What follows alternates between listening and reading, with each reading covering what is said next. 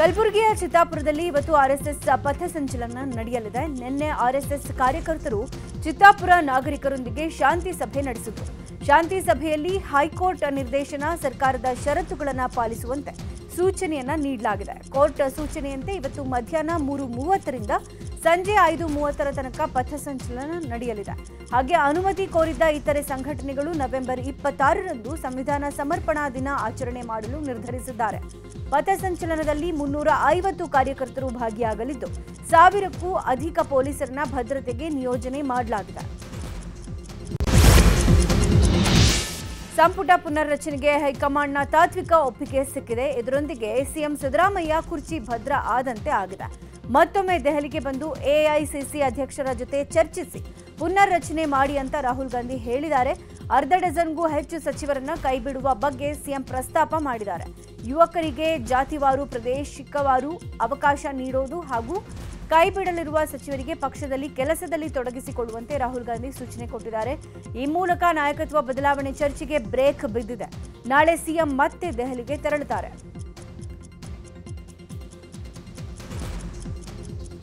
CM Siddaramaiah ದೆಹಲಿಗೆ DCM DK Shivakumar ಕೂಡ ತೆರಳಲಿದ್ದಾರೆ. ಯಾವುದೇ ಮಾಹಿತಿ ನೀಡದೆ ಏರ್ಪೋರ್ಟ್ನಿಂದ ತೆರಳಿದ್ರು. ಸಂಪುಟ ಪುನರ್ರಚನೆಗೆ ಹೈಕಮಾಂಡ್ ಸಮ್ಮತಿ ಬೆನ್ನಲ್ಲೇ ಡಿಕೆ ಶಿವಕುಮಾರ್ ರಾಹುಲ್ ಗಾಂಧಿ ಸಮ್ಮುಖದಲ್ಲೇ ನನಗೆ ಗೊಂದಲ ನಿವಾರಣೆ ಆಗಬೇಕು, ಪಕ್ಷವನ್ನ ಅಧಿಕಾರಕ್ಕೆ ತರುವಲ್ಲಿ ನಾನು ಸಾಕಷ್ಟು ಶ್ರಮ ಹಾಕಿದ್ದೀನಿ, ಅವತ್ತು ನನಗೆ ನೀಡಿದ ಭರವಸೆ ಬಗ್ಗೆ ಕ್ಲಾರಿಟಿ ಕೊಡಿಸಿ. ಈಗ ಸಂಪುಟ ಪುನರ್ರಚನೆ ಮಾಡೋದಾದ್ರೆ ತಮ್ಮ ಬೆಂಬಲಿಗ ಶಾಸಕರಿಗೆ ಆದ್ಯತೆ ಕೊಡಬೇಕು. ಹಾಗೆ ಬೆಂಗಳೂರು ನಗರಾಭಿವೃದ್ಧಿ ಜಲಸಂಪನ್ಮೂಲ ಖಾತೆಗೆ ಹಸ್ತಕ್ಷೇಪ ಬೇಡ ಅಂತ ಮಲ್ಲಿಕಾರ್ಜುನ ಖರ್ಗೆ ಸುರ್ಜೇವಾಲಾ ಬಳಿ ಚರ್ಚೆ ನಡೆಸಿದಾರಂತೆ. ಇನ್ನು ರಾಹುಲ್ ಗಾಂಧಿಯನ್ನು ಭೇಟಿ ಮಾಡಲು ಡಿಕೆಶಿ ಪ್ರಯತ್ನ ಪಡ್ತಿದ್ದಾರೆ.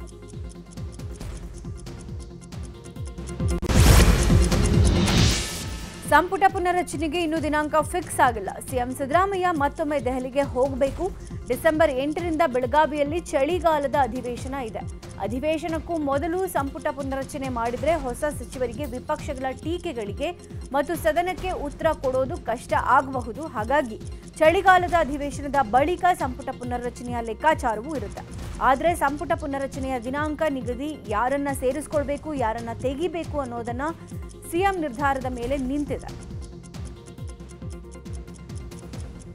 ಡಿಸೆಂಬರ್ 8ರಿಂದ ಬೆಳಗಾವಿಯಲ್ಲಿ ಚಳಿಗಾಲದ ಅಧಿವೇಶನ ನಡೆಯಲಿದೆ. ಅಧಿವೇಶನದಲ್ಲಿ ದೊಡ್ಡ ಮಟ್ಟದ ಹೋರಾಟಕ್ಕೆ ಬಿಜೆಪಿ ಪ್ಲಾನ್ ಮಾಡಿಕೊಂಡಿದೆ. ಸರ್ಕಾರದ ವೈಫಲ್ಯಗಳನ್ನು ಮುಂದಿಟ್ಟು ಹೋರಾಟಕ್ಕೆ ಶಾಸಕರ ಸಭೆಯಲ್ಲಿ ತೀರ್ಮಾನ ಮಾಡಿದೆ.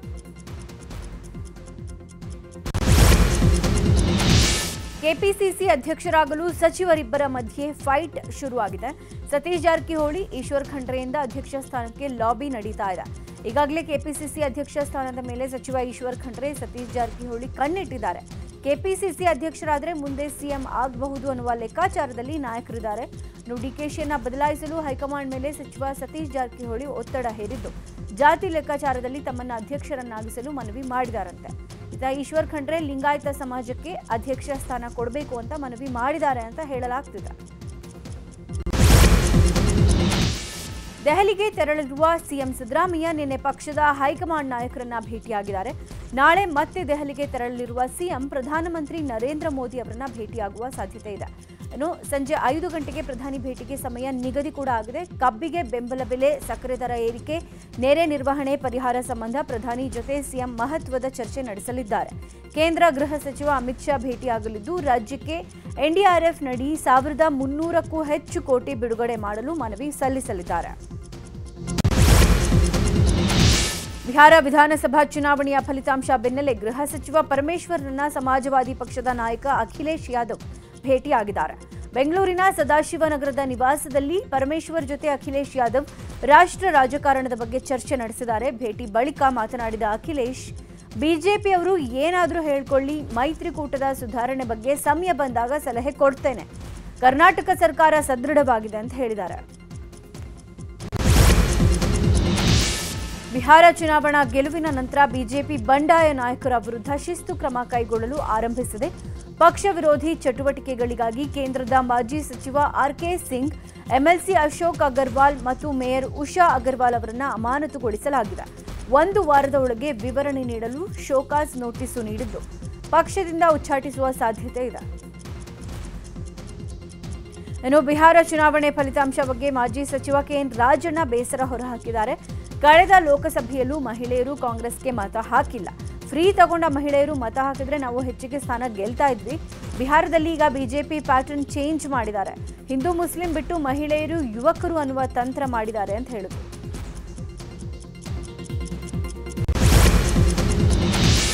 ಕಾಂಗ್ರೆಸ್ನ ಓಟ್ ಚೋರಿ ಆರೋಪಕ್ಕೆ ಬಿಜೆಪಿ ರಾಜ್ಯಾಧ್ಯಕ್ಷ ತಿರುಗೇಟು ಕೊಟ್ಟಿದ್ದಾರೆ. ಬಿಹಾರದಲ್ಲಿ ಐತಿಹಾಸಿಕ ಜಯ ನಮಗೆ ಸಿಕ್ಕಿರೋದು. ಓಟ್ ಚೋರಿ ಆರೋಪ ಮಾಡಿ ಜನರ ದಿಕ್ಕು ತಪ್ಪಿಸುವ ಪ್ರಯತ್ನ ಮಾಡ್ತಿದ್ದಾರೆ. ರಾಹುಲ್ ಗಾಂಧಿ ಎಲ್ಲಿ ಕಾಲಿಡ್ತಾರೋ ಅಲ್ಲಿ ಅವರ ಪಕ್ಷ ಉದ್ಧಾರ ಆಗಲ್ಲ ಅಂತ ಟಾಂಗ್ ಕೊಟ್ಟಿದ್ದಾರೆ. ಇನ್ನು ಕಾಂಗ್ರೆಸ್ ನಾಯಕರಿಗೆ ಮತಿಭ್ರಮಣೆ ಆಗಿದೆ ಅಂತ ಮಾಜಿ ಸಚಿವ ಶ್ರೀರಾಮುಲು ಕಿಡಿಕಾರಿದ್ರು. ಯಾವ ಮುಖ ಇಟ್ಕೊಂಡು ಹೋರಾಟ ಮಾಡ್ತಿದ್ದಾರೆ ಗೊತ್ತಿಲ್ಲ. ಸ್ವಾತಂತ್ರ್ಯ ತಂದ್ಕೊಟ್ಟ ಗಾಂಧಿ ಹೆಸರನ್ನೇ ಚೋರಿ ಮಾಡಿದವ್ರು ನೀವು. ಪ್ರಾದೇಶಿಕ ಪಕ್ಷವನ್ನ ಮುಗಿಸೋ ಕೆಲಸ ಮಾಡಿದಿರಿ ಅಂತ ಕೌಂಟರ್ ಕೊಟ್ಟಿದ್ದಾರೆ. ಇನ್ನು ಕಾಂಗ್ರೆಸ್ಸಿಗರು ಓಟ್ ಚೋರಿಯನ್ನ ಚುನಾವಣೆ ತಂತ್ರವಾಗಿ ಬಳಕೆ ಮಾಡ್ತಿದ್ದಾರೆ ಅಂತ ಮೈಸೂರಲ್ಲಿ ಸಂಸದ ಯದುವೀರ್ ಟಾಂಗ್ ಕೊಟ್ಟಿದ್ದಾರೆ. ಜನರ ದಿಕ್ಕು ತಪ್ಪಿಸೋದು, ಅಪಪ್ರಚಾರ ಮಾಡುವುದು ಅವರ ತಂತ್ರ ಅಂತ ಕಿಡಿಕಾರಿದ್ರು. ಬೆಂಗಳೂರಿನ ಪರಪ್ಪನ ಅಗ್ರಹಾರದಲ್ಲಿ ಜೈಲಿನಲ್ಲಿ ರಾಜಾತಿಥ್ಯ ವಿಡಿಯೋಗಳು ಸಖತ್ ಸದ್ದು ಮಾಡ್ತಿವೆ. ಆರೋಪಿಗಳ ಪಾಲಿಗೆ ಪರಪ್ಪನ ಅಗ್ರಹಾರ ಜೈಲು ಸ್ವರ್ಗದಂತೆ ಆಗಿದ್ದು, ಜೈಲಿನ ಮುಖ್ಯ ಅಧಿಕಾರಿಯಾಗಿ ಐಪಿಎಸ್ ಅಧಿಕಾರಿ ಅಂಶುಕುಮಾರ್ ಅಧಿಕಾರ ವಹಿಸಿಕೊಳ್ತಾ ಇದ್ದಂತೆ ಸುಧಾರಣೆಗೆ ಮುಂದಾಗಿದ್ದಾರೆ. ಜೈಲಿನ ಮುಜ್ಜ ಸೆಲ್ಗಳಲ್ಲಿ ಭದ್ರತೆಗೆ ಇದ್ದವರನ್ನ ಹಂತ ಹಂತವಾಗಿ ವಿಚಾರಣೆ ಮಾಡ್ತಿದ್ದಾರೆ. 5 ವರ್ಷದ ಮೇಲೆ ಇದ್ದವರ ಪಟ್ಟಿಯನ್ನ ಬಿಡುಗಡೆ ಮಾಡಲಾಗ್ತಾ ಇದೆ. ಇನ್ನು ಜೈಲಿನ ಬ್ಯಾರಕ್, ಅಡುಗೆ ಕೋಣೆ, ಶಂಕಿತ ಉಗ್ರರಿರುವ ಸೆಲ್ಗಳಿಗೆ ವಿಸಿಟ್ ಕೊಟ್ಟು ಶಾಕ್ ಕೊಟ್ಟಿದ್ದಾರೆ. ಇನ್ನು ಜೈಲು ಕೊಠಡಿಯ ಕರ್ಟನ್ಗಳನ್ನು ತೆರವು ಮಾಡಲು ಸೂಚನೆ ಕೊಟ್ಟಿದ್ದಾರೆ. ಯಾಕಂದ್ರೆ ಪ್ರತಿ ಆರೋಪಿ ಹೊರಗಿನಿಂದ ಜೈಲು ಸಿಬ್ಬಂದಿಗೆ ಕಾಣಿಸಬೇಕು. ಹಾಗೆ ಎಲ್ಲ ಬ್ಯಾರಕ್ನಲ್ಲಿಟ್ಟಿದ್ದ ಎಲೆಕ್ಟ್ರಿಕ್ ಸ್ಟವ್ಗಳನ್ನು ತೆರವು ಮಾಡಬೇಕು. ಅಲ್ಲದೆ ಬೀಡಿ, ಸಿಗರೇಟ್ ಸಂಪೂರ್ಣ ಕಂಟ್ರೋಲ್ ಮಾಡಲು ಹೇಳಿದ್ದಾರೆ. ಒಂದ್ ವೇಳೆ ಮುಂದೆ ಏನಾದರೂ ಅಕ್ರಮದ ಹೊಣೆ ಹೊತ್ತಿದ್ರೆ ಮುಲಾಜಿಲ್ಲದೆ ಅಮಾನತಿನ ಎಚ್ಚರಿಕೆ ಕೊಟ್ಟಿದ್ದಾರೆ. ಕೆಎಂಎಫ್ ನಿರ್ದೇಶಕರಾಗಿ ಮಾಲೂರು ಶಾಸಕ ಕೆವೈ ನಂಜೇಗೌಡ ಅವಿರೋಧ ಆಯ್ಕೆ ಆಗಿದ್ದಾರೆ. ಕೋಲಾರ ಹಾಲು ಒಕ್ಕೂಟ ನಿರ್ದೇಶಕರ ಸಭೆಯಲ್ಲಿ ಆಯ್ಕೆ ಮಾಡಲಾಗಿದೆ.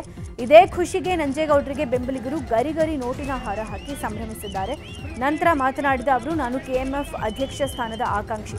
ನಂಜೇಗೌಡ್ರೆ, ನೀವು ಕೆಎಂಎಫ್ ಅಧ್ಯಕ್ಷ ಆಗಬೇಕು ಅಂತ ಈ ಹಿಂದೆ ಡಿಕೆ ಸುರೇಶ್ ಅವರೇ ಹೇಳಿದ್ರು.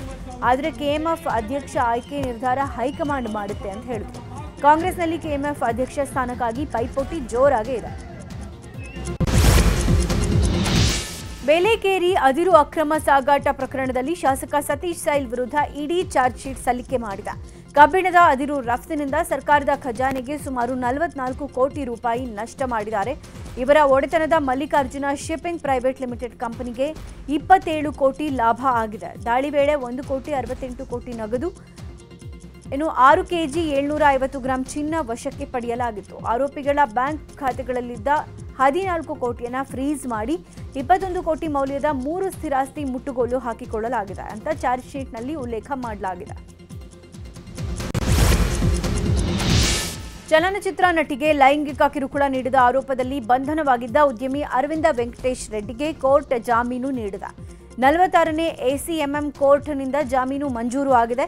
ಉದ್ಯಮಿ ಅರವಿಂದ್ ವೆಂಕಟೇಶ್ ರೆಡ್ಡಿಯನ್ನ ನಿನ್ನೆ ಬೆಳಗ್ಗೆ ಎಸಿಪಿ ಚಂದನ್ ಮತ್ತು ಟೀಮ್ ಬಂಧಿಸಿತ್ತು. ನಟಿಗೆ ಲೈಂಗಿಕ ಕಿರುಕುಳ ನೀಡಿರೋದಾಗಿ ಆರೋಪ ಮಾಡಿ ಆರ್ಆರ್ ನಗರ ಪೊಲೀಸ್ ಠಾಣೆಯಲ್ಲಿ ದೂರು ದಾಖಲಾಗಿತ್ತು.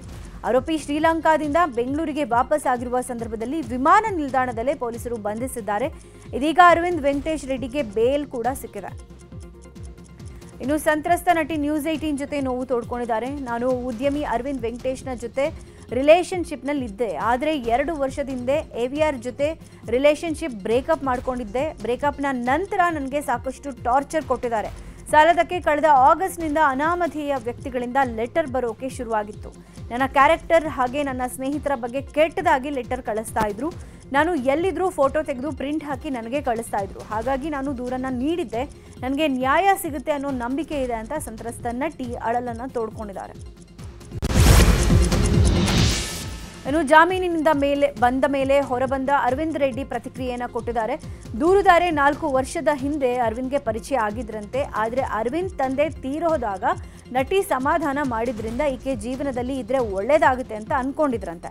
ನಂತರ ಇಬ್ಬರ ಮಧ್ಯೆ ಎಲ್ಲವೂ ಚೆನ್ನಾಗೇ ಇತ್ತು. ಆದರೆ ಒಂದು ಟಿಕೆಟ್ ಪ್ರಯಾಣದಿಂದ ಇಬ್ಬರ ನಡುವೆ ಬಿರುಕು ಬಿಟ್ಟಿತ್ತಂತೆ. ಟಿಕೆಟ್ ಬಗ್ಗೆ ವಿಚಾರಿಸಿದಾಗ ನಟಿ ಸರಿಯಾಗಿ ಉತ್ತರ ಕೊಡದೆ ದೂರ ಮಾಡಿದಳಂತೆ. ಸಾಲದಕ್ಕೆ ಆಕೆಗಾಗಿ 4 ರಿಂದ 5 ಕೋಟಿ ಖರ್ಚು ಮಾಡಿದ್ದೀನಿ, ಆದರೆ ನಾನು ಅವರಿಗೆ ಫೋನ್ ಮಾಡಿ ತೊಂದರೆ ಮಾಡ್ತಿದ್ದೀನಿ ಅಂತ ಅಲಿಗೇಷನ್ ಮಾಡ್ತಿದ್ದಾರೆ. ಯಾರು ಲೆಟರ್ ಫೋಟೋ ಕಳಿಸಿದಾರೋ ನನಗಂತೂ ಗೊತ್ತಿಲ್ಲ. ನನ್ನ ಮೇಲೆ ಬೇಡವಾದ ಅಪವಾದ ಹಾಕ್ತಿದ್ದಾರೆ. ಹಾಗಾಗಿ ಸಾಬೀತು ಮಾಡಲಿಕ್ಕೆ ಏನೇನು ದಾಖಲಾತಿ ಬೇಕೋ ಅದನ್ನು ನಾನು ಪ್ರೊಡ್ಯೂಸ್ ಮಾಡ್ತೀನಿ ಅಂತ ಹೇಳಿದ್ದಾರೆ. ಬೆಳಗಾವಿ ತಾಲೂಕಿನ ಭೂತರಾಮನಟ್ಟಿಯ ರಾಣಿ ಚೆನ್ನಮ್ಮ ಮೃಗಾಲಯದಲ್ಲಿ 28 ಕೃಷ್ಣ ಮೃಗಗಳು ಬಲಿಯಾಗಿವೆ. ಮಾರಣಾಂತಿಕ ಕಾಯಿಲೆಗೆ ನವೆಂಬರ್ 13ರಂದು ಮೊದಲು 8 ಕೃಷ್ಣ ಮೃಗಗಳು ಸಾವನ್ನಪ್ಪಿದ್ದು, ನಿನ್ನೆ ಮತ್ತೆ 20 ಕೃಷ್ಣ ಮೃಗಗಳು ಸಾವನ್ನಪ್ಪಿವೆ. ಮಾರಣಾಂತಿಕ ಬ್ಯಾಕ್ಟೀರಿಯಾದಿಂದ ಮೃತಪಟ್ಟಿರುವ ಅನುಮಾನವಿದ್ದು, ಮೃಗಾಲಯಕ್ಕೆ ಬೆಳಗಾವಿ ಎಸಿಎಫ್ ನಾಗರಾಜ್ ಭೇಟಿ ನೀಡಿ ಪರಿಶೀಲನೆ ನಡೆಸಿದ್ದಾರೆ. 28 ಕೃಷ್ಣ ಮೃಗಗಳು ಸಾವನ್ನಪ್ಪಿದ ಬಗ್ಗೆ ಅರಣ್ಯ ಸಚಿವ ಈಶ್ವರ್ ಖಂಡ್ರೆ ಪ್ರತಿಕ್ರಿಯೆ ಕೊಟ್ಟಿದ್ದಾರೆ. ಯಾಕೆ ಹೀಗಾಯಿತು ಅನ್ನೋದರ ಬಗ್ಗೆ ತನಿಖೆ ಮಾಡಿ ವರದಿ ಕೊಡಲು ಸೂಚನೆ ಕೊಟ್ಟಿದ್ದೇನೆ. ಬ್ಯಾಕ್ಟೀರಿಯಾ ಇನ್ಫೆಕ್ಷನ್ನಿಂದ ಸಾವಾಗಿದೆ ಅಂತ ಪ್ರಾಥಮಿಕ ಮಾಹಿತಿ ಸಿಕ್ಕಿದೆ. ನಮ್ಮ ಸರ್ಕಾರ ಅರಣ್ಯ ಸಂಪತ್ತು ಉಳಿಸಿಕೊಳ್ಳುವುದಕ್ಕೆ ಬದ್ಧವಾಗಿದೆ ಎಂದರು. ಮೈಸೂರಿನಲ್ಲಿ ಹುಲಿ ದಾಳಿ ಮುಂದುವರೆದಿದೆ. ಹುಲಿಯ ಅಟ್ಟಹಾಸಕ್ಕೆ ಹಸುವೊಂದು ಬಲಿಯಾಗಿರುವ ಘಟನೆ ದಮ್ಮನಕಟ್ಟಿಯ ಹೊಸ ಹೊಳಲು ಗ್ರಾಮದಲ್ಲಿ ನಡೆದಿದೆ. ಹೊಲದಲ್ಲಿ ಹುಲ್ಲು ಮೇಯುವಾಗ ಹಸು ಮೇಲೆ ಹುಲಿ ದಾಳಿ ಮಾಡಿದ್ದು ಕೊಂದು ಹಾಕಿದೆ. ಇದರಿಂದ ಗ್ರಾಮಸ್ಥರಲ್ಲಿ ಭಯದ ವಾತಾವರಣ ನಿರ್ಮಾಣವಾಗಿದ್ದು, ಸಾಕು ಪ್ರಾಣಿಗಳ ರಕ್ಷಣೆ ಕೊಡುವಂತೆ ಅಳಲು ಮಾಡಿಕೊಂಡಿದ್ದಾರೆ. ಇನ್ನು ಹುಲಿ ಚಲನವಲನದ ಮೇಲೆ ಅರಣ್ಯ ಇಲಾಖೆಯ ಸಿಬ್ಬಂದಿ ನಿಗಾ ಇಟ್ಟಿದ್ದು ಕಾರ್ಯಾಚರಣೆ ನಡೆಸಲಾಗಿದೆ. ಮೈಸೂರು ಜಿಲ್ಲೆ ಹುಲಿ ದಾಳಿ ತಡೆಯೋದಕ್ಕೆ ರೈತರಿಗೆ ಫೇಸ್ ಮಾಸ್ಕ್ ನೀಡಲು ಅರಣ್ಯ ಇಲಾಖೆ ನಿರ್ಧಾರ ಮಾಡಿದೆ. ಈಗಾಗಲೇ ಕಾಡಂಚಿನ ಗ್ರಾಮದ ಜನರಿಗೆ ಅರಣ್ಯ ಇಲಾಖೆಯಿಂದ ಫೇಸ್ ಮಾಸ್ಕ್ ವಿತರಣೆ ಮಾಡಲಾಗಿದೆ. ಮೊದಲ ಹಂತದಲ್ಲಿ 5,000 ಜನರಿಗೆ ಮಾಸ್ಕ್ ವಿತರಿಸಲಾಗಿದ್ದು, ಕುತ್ತಿಗೆ ಭಾಗಕ್ಕೆ ಹುಲಿ ದಾಳಿ ಮಾಡ್ತಾ ಇದ್ದು, ಹೀಗಾಗಿ ಮನುಷ್ಯನ ಮುಖವನ್ನು ಹೋಲುವ ಮಾಸ್ಕ್ ಅನ್ನು ವಿತರಿಸಲಾಗಿದೆ.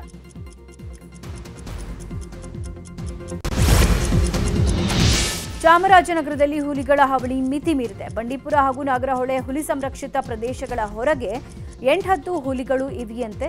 ಇನ್ನು 10 ರಿಂದ 15 ಚದುರ ಕಿಲೋಮೀಟರ್ ಅರಣ್ಯ ಪ್ರದೇಶವನ್ನು ತನ್ನ ಟೆರಿಟರಿಯಾಗಿ ಪ್ರತಿ ಹುಲಿ ಗುರುತಿಸಿಕೊಳ್ತಾ ಇದೆ.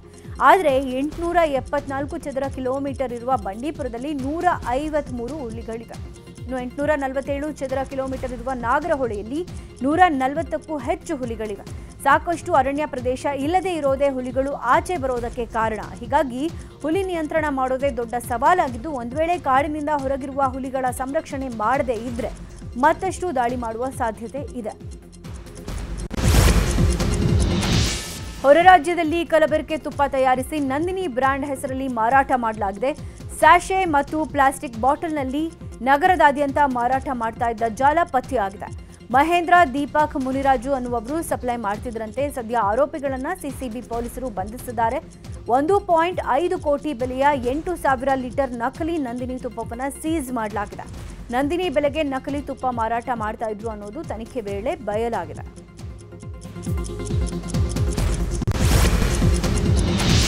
ಚಿಕ್ಕಬಳ್ಳಾಪುರದಲ್ಲಿ ಖತರ್ನಾಕ್ ಮನೆಗಳ್ಳರನ್ನ ಬಂಧನ ಮಾಡಲಾಗಿದೆ. ಚಾಮರಾಜಪೇಟೆಯ ಏರೋಸ್ಪೇಸ್ ಇಂಜಿನಿಯರ್ ಚೇತನ್ ಹಾಗೂ ಕೆಆರ್ಪೇಟೆ ಮೂಲದ ಅಭಿಷೇಕ್ ಬಂಧಿತ ಆರೋಪಿಗಳು. ಶಿಕ್ಷಕಿ ವಿನುತಾ ಮನೆಯಲ್ಲಿ ಚಿನ್ನಾಭರಣ ಕದ್ದು ಪರಾರಿಯಾಗಿದ್ದಾರೆ. ಸ್ನೇಹಿತರ ಮದುವೆಗೆ ಹೋಗಿದ್ದ ಅವರು ಪಕ್ಕದಲ್ಲೇ ಇದ್ದ ಶಿಕ್ಷಕಿಯ ಮನೆಗೆ ಕನ್ನ ಹಾಕಿದ್ದಾರೆ. ಶಿಕ್ಷಕಿ ನೀಡಿದ್ದ ದೂರಿನ ಅನ್ವಯ ತನಿಖೆ ನಡೆಸಿದ ಪೊಲೀಸರು ಆರೋಪಿಗಳನ್ನು ಬಂಧಿಸಿದ್ದಾರೆ. ಇನ್ನು ಬಂಧಿತರಿಂದ 6,25,000 ಮೌಲ್ಯದ ಚಿನ್ನಾಭರಣವನ್ನು ವಶಕ್ಕೆ ಪಡೆಯಲಾಗಿದೆ. ಗದಗ ತಾಲೂಕಿನ ಕಣಗಿನಹಾಳ ಗ್ರಾಮದಲ್ಲಿ ಸರ್ಕಾರಿ ಶಾಲೆಯ ಸ್ಥಿತಿ ಅಧೋಗತಿಗೆ ತಲುಪಿದೆ. ಗ್ರಾಮೀಣ ಭಾಗದ ಮಕ್ಕಳು ಉಸಿರುಗಟ್ಟಿಸುವ ವಾತಾವರಣದಲ್ಲಿ ಶಿಕ್ಷಣ ಪಡೆಯುವಂತಾಗಿದೆ.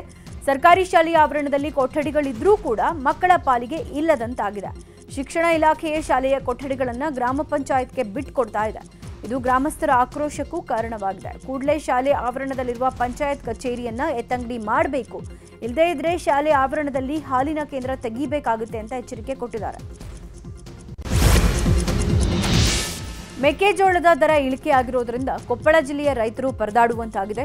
ಮಾರುಕಟ್ಟೆಯಲ್ಲಿ ಮೆಕ್ಕೆಜೋಳ ದರ ಇಳಿಕೆ ಆದರೂ ಇಲ್ಲಿವರೆಗೂ ಖರೀದಿ ಕೇಂದ್ರ ಆರಂಭ ಮಾಡಿಲ್ಲ. ಈ ಹಿನ್ನೆಲೆ ಖರೀದಿ ಕೇಂದ್ರ ಆರಂಭಿಸುವಂತೆ ಮನವಿ ಮಾಡಿದ್ದಾರೆ. ರಾಜ್ಯ ರೈತ ಸಂಘದ ಕಾರ್ಯಕರ್ತರು ಜಿಲ್ಲಾಧಿಕಾರಿಗಳು ಸೇರಿ ವಿವಿಧ ಅಧಿಕಾರಿಗಳು ಹಾಗೂ ಜನಪ್ರತಿನಿಧಿಗಳಿಗೆ ಮನವಿಯನ್ನ ಸಲ್ಲಿಸಿದ್ದಾರೆ.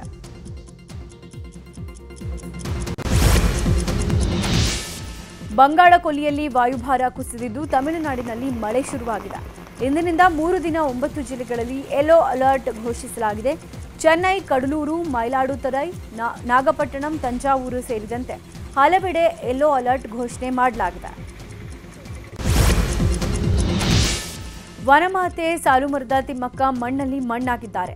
114 ವರ್ಷ ಬದುಕಿದ ವೃಕ್ಷ ಮಾತೆ ಬದುಕಿನ ಯಾನ ಮುಗಿಸಿದ್ದಾರೆ.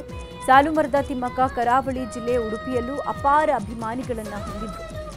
ಕಳೆದ 10 ವರ್ಷಗಳಲ್ಲಿ ಅನೇಕ ಬಾರಿ ತಿಮ್ಮಕ್ಕ ಉಡುಪಿಗೆ ಭೇಟಿಯನ್ನ ಕೊಟ್ಟಿದ್ರು. ಇದೀಗ ಇಹಲೋಕ ತ್ಯಜಿಸಿದ ತಿಮ್ಮಕ್ಕನ ನೆನಪಿನಲ್ಲಿ ಕಲಾವಿದ ಮಹೇಶ್ ಮರ್ಣೆ ಅಪರೂಪದ ಕಲಾಕೃತಿಯೊಂದನ್ನು ರಚಿಸಿದ್ದಾರೆ. ಅಶ್ವತ್ಥದ ಎಲೆಯಲ್ಲಿ ಮೂಡಿಬಂದ ತಿಮ್ಮಕ್ಕನ ಚಿತ್ರ ಮತ್ತು ಅವರ ಜೀವನದ ಸಂದೇಶ ಅಭಿಮಾನಿಗಳನ್ನ ಭಾವುಕಗೊಳಿಸಿದೆ. ತಿಮ್ಮಕ್ಕನ ಕುರಿತಾಗಿಯೇ ಬರೆದಿರುವ ಹಾಡಿನೊಂದಿಗೆ ಈ ಚಿತ್ರ ಗಮನ ಸೆಳೀತಾ ಇದೆ. ಪದ್ಮಶ್ರೀ ಪ್ರಶಸ್ತಿ ಪುರಸ್ಕೃತ ಯಕ್ಷಗಾನ ಕಲಾವಿದ ದಿವಂಗತ ರಾಮಚಂದ್ರ ಚಿಟ್ಟಾಣಿ ಯಕ್ಷಗಾನ ಸಪ್ತಾಹ ಉಡುಪಿಯ ಕೃಷ್ಣ ಮಠದಲ್ಲಿ ನಡೆದಿದೆ. ಈ ವರ್ಷದ ಚಿಟ್ಟಾಣಿ ವರ್ಷದ ಪ್ರಶಸ್ತಿಯನ್ನ ಹಿರಿಯ ಯಕ್ಷಗಾನ ಕಲಾವಿದ ತೀರ್ಥಹಳ್ಳಿ ಗೋಪಾಲಾಚಾರಿ ಅವರಿಗೆ ನೀಡಿ ಗೌರವ ಮಾಡಲಾಗಿದೆ. ಮಠದ ರಾಜಾಂಗಣದಲ್ಲಿ ನಡೆದ ಕಾರ್ಯಕ್ರಮದಲ್ಲಿ ಪರ್ಯಾಯ ಪುತ್ತಿಗೆ ಸುಗುಣೇಂದ್ರ ತೀರ್ಥ ಸ್ವಾಮೀಜಿ ಪ್ರಶಸ್ತಿ ಪ್ರದಾನ ಮಾಡಿ ಹಿರಿಯ ಕಲಾವಿದರನ್ನ ಗೌರವಿಸಿದರು.